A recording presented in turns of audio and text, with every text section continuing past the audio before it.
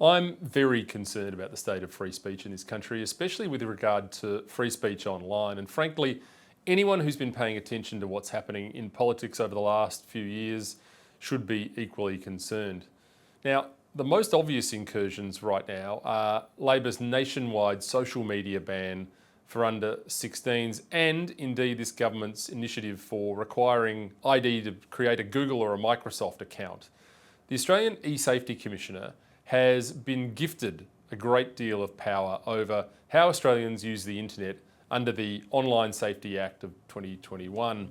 The Commissioner can issue removal notices, enforce financial penalties and set standards for content moderation and create industry codes and standards that online platforms just have to adhere to. Prior to the recent election, the under 16 social media ban bill was passed on the understanding that YouTube would be exempt from that ban. And now, just months later, the E-Safety Commissioner has proposed that YouTube be included in the ban.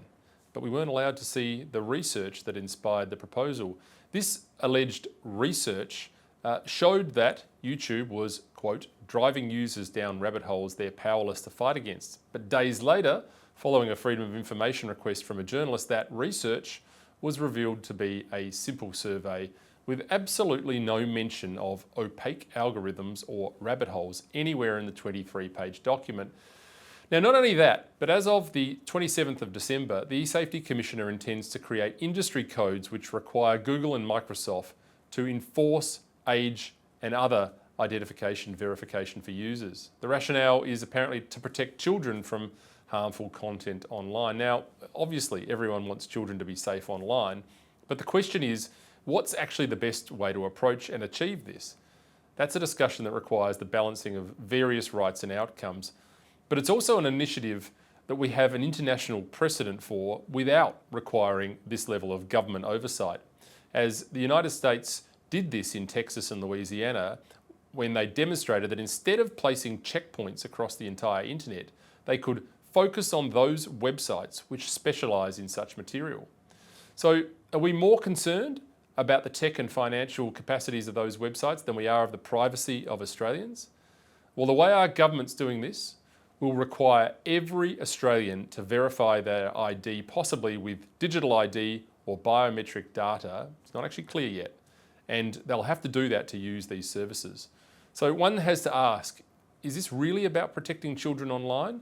Or is it just simply a Trojan horse for a massive data and identification collection exercise? One which establishes a precedent of providing ID at every step of using the internet in Australia, if you can believe that. Remember also that we're told that digital ID was, of course, going to be voluntary in Australia. We've heard that a few times over the course.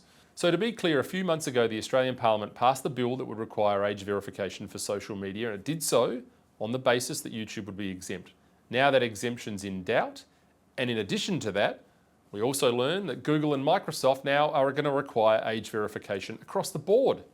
So the slope has become so slippery, so quickly, that it's actually hard to keep track of.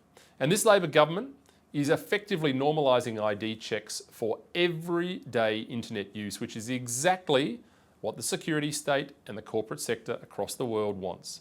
We may soon see age and ID verification becoming a necessity for using a device at all in Australia. And it's, again, not quite clear, but the ambiguity is actually part of the problem because we're actually being kept in the dark over this. Is mandatory ID verification for general intranet use what Australians really want? And what are the other pathways which are also not being discussed? This actually risks creating even more of a culture of self-censorship online. There's so much happening in Australia in regards to the issue of internet policing that it's actually getting very hard to keep track of. We're now also discussing increasing online monitoring and algorithmic manipulation to keep track of hate speech online. Remember that one? This, of course, would also involve the Commissioner's office. Now, as in the UK, this is being played out at the moment. They are currently discovering that hate speech can be a very, very slippery slope and a very difficult concept. And it's not hard to see the chilling effect that this will have on freedom of speech as people feel an even greater need to censor themselves online than they already do.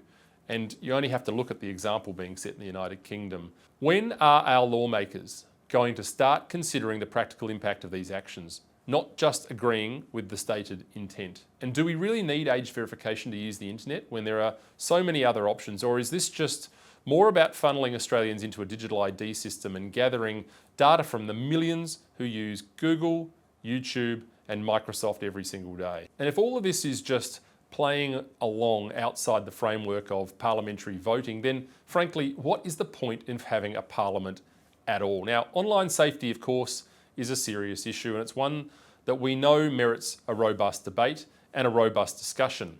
We have to do what's best for Australian children, but we should do that seeking to protect the privacy of Australians online too. And this heavy-handed approach, essentially done by stealth, is not doing that.